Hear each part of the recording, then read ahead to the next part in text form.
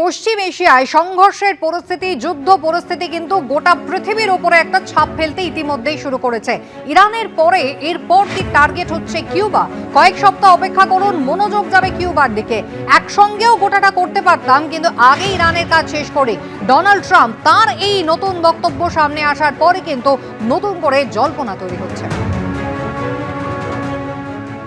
A-Rod came in before. I said, hey, do you want to come up to a little award? He's gone to plenty of award ceremonies. Thank you, A-Rod. Big fan. But what's happening with Cuba is amazing. And we think that we want to finish this one first, but that will be just a question of time before you and a lot of unbelievable people are going to be going back to Cuba. Hopefully not to stay. We want you back, and we don't want to lose you. Who came from Cuba, right? Originally from Cuba? Huh? Your parents came? And you're going to go back, oh, yeah. It's going to be, and you won't need my approval. You just fly back in when I can just see that. It's going to be a great day, right? We're going to celebrate that separately. I just want to wait a couple of weeks. I wanted to wait a couple of weeks, but we'll be together again soon, I suspect, celebrating what's going on in Cuba. They want to make a deal so badly, you have no idea. Brigadier Debashis Das এই মুহূর্তে আমাদের সঙ্গে সরাসরি রয়েছেন। Brigadier Das, আপনি যদি লক্ষ্য করে থাকেন ডোনাল্ড ট্রাম্পের বডি ল্যাঙ্গুয়েজ, একেবারে সেলিব্রেশনের মেজাজে তিনি চলে গিয়েছেন। বলছেন আর মাত্র কয়েক সপ্তাহ, এরপরে টার্গেট কিউবা। মানে পুরোটাই একেবারে ডোনাল্ড ট্রাম্পের আঙুলের ইশারায় চলছে। দেখুন, যারা ক্ষমতার দম্ভে আর দর্পে একটা উন্মাদনার জায়গায় পৌঁছে যায়, তারা অনেক সময় এরকম ভাবে। এবং এই ইরানের সাথে যুদ্ধের সময় কিউবার কথা বলছেন, তবে কিউবার কথা কিন্তু এটা প্রথম না। 100 বছর ধরে আমেরিকার কিউবার ওপরে নানান রকম ভাবে প্রভাব বিস্তার, এবং বহুবার কিউবাকে টেররিস্ট স্টেট বলে তারা ঘোষণা করেছেন। খালি এনার সময় না, একমাত্র আমি বলতে পারি যে ওবামার পিরিয়ডে কিছুক্ষণের জন্য কিউবার সাথে একটা সম্পর্ক একটা স্থিতিশীল জায়গায় এসেছিল। বাকি পুরো সময় টার্বুলেন্ট গেছে। এনার নখ দাঁতগুলো দেখা যায়, ইনি মুখোশটা নামিয়ে রেখে কথা বলেন বলে মানুষ বুঝতে পারে, এবং হয়তো ইনিও স্পটলাইটে চলে আসেন। বাট আমেরিকার এজেন্ডা কিউবার পিছনে আজকের থেকে না। এবং হালে যেটা হয়েছে, ভেনেজুয়েলা আর কিউবার মধ্যে অয়েল সাপ্লাই করতো ভেনেজুয়েলা কিউবাকে, ভেনেজুয়েলা আমেরিকার কন্ট্রোলে। ফলে কিউবার অনেক কিছু এখন ডিপেন্ডেন্ট আমেরিকার ওপরে। এবং উনি বলছেন যে আমি ব্লাডলেস কু করাবো, এবং আমি যুদ্ধ না করেও এই যুদ্ধটা জিতবো। এবং কিউবা কমিউনিস্ট কান্ট্রি, বহুবার আমেরিকার সাথে তারা ঝামেলা জড়িয়েছেন, এবং এইবার উনি সেটাকে নিচ্ছেন। বাট এটা এনার একটা পুরনো অভ্যাস। আপনি যদি দেখেন, আইসল্যান্ডকে উনি বলেছেন আমি কিনে নেব, সুয়েজ ক্যানাল, পানামা ক্যানাল সবকিছু ওনার চাই। এবং সেই 2 বিঘা জমিনের মতো মনে পড়ে যে ওটা দিতে হবে। বাবু বলিলেন বুঝেছে ওপেন, ও জমি লইব কিনে। এইবার হচ্ছে যে আপনি আবার আরেকটা জিনিস দেখুন, যে কিছুদিন আগে উনি ক্যানাডাকেও বলেছেন আমাদের একটা স্টেট, তাতে ক্যানাডা প্রচন্ড বিক্ষোভ জানিয়েছে যে এইটা কিরকম ভাবে কথাবার্তা হচ্ছে, এবং একটা বাজে জায়গায় চলে যায়। এটা ওনার একটা অভ্যাস, সেটা আমাদের কিছু করার নেই। কিন্তু আপনি যেটা বললেন যে ইরানের ব্যাপারটাতে, সেখানে বোধহয় একটু স্বস্তি দেখা যাচ্ছে যে তেলের সাপ্লাইটা মনে হচ্ছে আর বেশি দিন ব্যাহত থাকবে না। একটা হচ্ছে রাশিয়ান তেল কেনার ব্যাপারে, যদিও উনি আমাদের বলার কেউ না যে আমরা কার কাছ থেকে তেল কিনবো, কিন্তু উনি ওনার মতো করে বলছেন। উনি ওনার মতো করে কাউকে নকল করেন, কাউকে গরিব ইকোনমি বলেন, কাউকে মৃত ইকোনমি বলেন। একদম ব্রিগেডিয়ার দাস, আপনি ঠিক যে কথাটা বলছেন যে এই হরমুজ প্রণালী থেকে তেল আসার যে সংকট, সেটা হয়তো আর খুব বেশি দিন ব্যাহত থাকবে না। ইতিমধ্যেই কিন্তু ডোনাল্ড ট্রাম্প তিনি বলছেন রাশিয়া থেকে তেল আমদানিতে কিন্তু ভারতকে আপাতত শর্ত বেঁধে 30 দিনে ছাড় আমেরিকা দিচ্ছে। আর স্বাভাবিকভাবেই তাদের প্রশ্ন উঠছে, ভারত কার কাছ থেকে তেল কিনবে সেই নিয়ন্ত্রণটাও কি ডোনাল্ড ট্রাম্পই করবেন? আমি আবারও এই জায়গায় ব্রিগেডিয়ার দাসের কাছে চলে যাব, যে ঠিক যে জায়গায় আপনাকে আমি আটকালাম। হ্যাঁ, একদম আপনি যথার্থ বলেছেন। দেখুন, আমরা এমন না যে রাশিয়ার থেকে তেল কেনা সম্পূর্ণরূপে বন্ধ করে দিয়েছিলাম। উনি আমাদেরকে ওনার মতো করে ঘোষণা করে দিয়েছিলেন যে একটা টাইম পিরিয়ড দিচ্ছে, তার মধ্যে ইন্ডিয়া নাকি বন্ধ করে দেবে।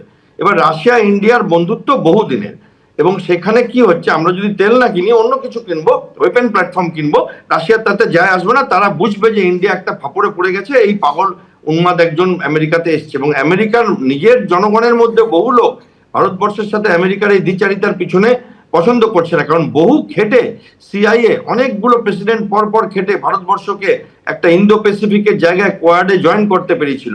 সেখানে ভারতের উপরে অনেক ট্যারিফ, তারপরে সেটা পিছিয়ে দেওয়া, এখন বলা উনি রাশিয়ার তেল 1 মাস কিনতে পারবেন। এই পারমিশনগুলো কে চায়?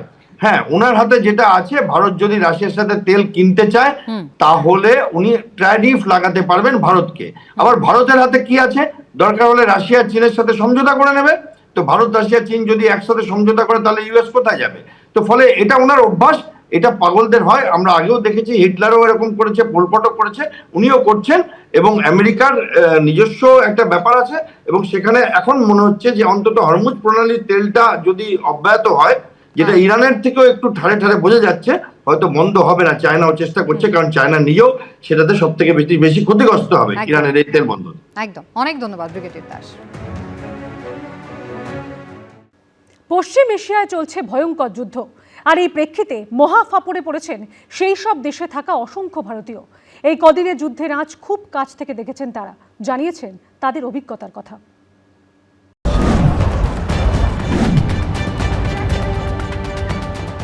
রাজায় রাজায় যুদ্ধ হয়, উলুখাগড়ার প্রাণ যায়। পশ্চিম এশিয়ায় আমেরিকা ইসরায়েলের সঙ্গে ইরানের ভয়ঙ্কর যুদ্ধ চলছে, আর এর জেরে পশ্চিম এশিয়ার বিভিন্ন দেশে আটকে পড়েছে বহু ভারতীয়। শনিবার থেকে আমরা মাঝে মাঝে অনেক বিকট শব্দ শুনেছি, পরে বুঝেছি সেগুলো মিসাইলস বা ড্রোনস। ওই উপরে দেখছেন, ওই যে ওগুলো বাস্ট করেছে। মধ্যে দেখুন আকাশে হেলিকপ্টার রাউন্ড করছে। একদিকে ইরানের ওপর লাগাতার হামলা চালাচ্ছে আমেরিকা ইসরায়েলের যৌথ শক্তিধর বাহিনী, অন্যদিকে দুর্বল হলেও ইরানও বুঝিয়ে দিয়েছে তারাও বিনা যুদ্ধে জমি ছাড়বে না। আমেরিকার বন্ধু দেশ যেখানে তাদের সৈন্য ঘাঁটি রয়েছে সেগুলোকে টার্গেট করে মিসাইল ছুড়ছে Iran. Bahrain, Iraq, Jordan, Kuwait, Qatar, Syria, সংযুক্ত আরব আমিরশাহী, একের পর এক দেশকে নিশানা করছে তারা। এই দেশগুলিতে অসংখ্য ভারতীয়র বাস, তাই মহা ফাঁপড়ে পড়েছেন তারা। যেমন কলকাতার বাসিন্দা বিজ্ঞানী অভ্রশঙ্কর রায় কর্মসূত্রে থাকেন দুবাইতে, সেখানে যুদ্ধের আঁচ খুব কাছ থেকে দেখেছেন তিনি। শনিবার থেকে আমরা একটা প্যানিকের সিচুয়েশনে ছিলাম। সরকারি তথ্য অনুযায়ী এখনো অবধি 1000-এর কাছাকাছি ড্রোন অ্যাটাক হয়েছে আর 250-এর কাছাকাছি মিসাইলস। যদি সেগুলো সব আদতে হিট করত, প্রাণহানির সংখ্যা কি লেভেলে যেত।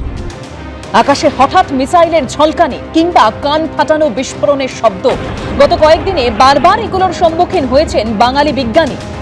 আমার অফিস জাবেল আলী এলাকায়, এবং সেখানে বন্দর এবং এয়ারপোর্ট দুটোই আছে, এবং সেই কারণে ওখানে অতিরিক্ত আক্রমণ হচ্ছিল।